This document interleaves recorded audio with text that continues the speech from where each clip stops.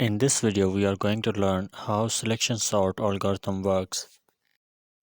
Sorting is the process of putting number of items or elements in a specific order. There are many sorting algorithms used in computers. Following are some of the fundamental sorting algorithms taught in computer courses at high school and colleges.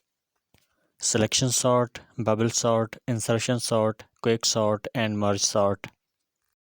Selection sort uses the same technique of sorting that we use when sorting a list by hand. That is, select smallest element from the unsorted portion of the list and put that element in sorted portion of the list.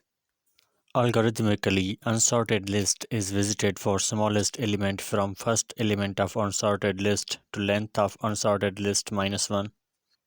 In each visit or iteration, when a smallest element is found, swapping of element occurs at the index of smallest and first unsorted. That is, smallest element is swapped with the first element of unsorted list. Each iteration shrinks unsorted list by one element and expands sorted list by one element.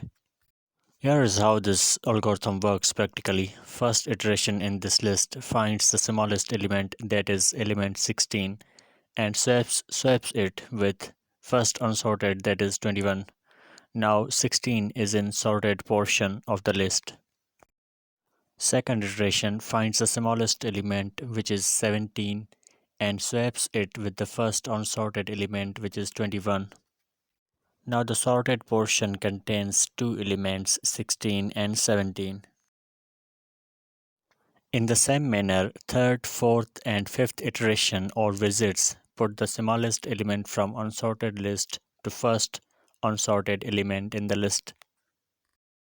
Last iteration, or in this case sixth iteration, swaps smaller of the two elements to correct position, and last element is automatically sorted.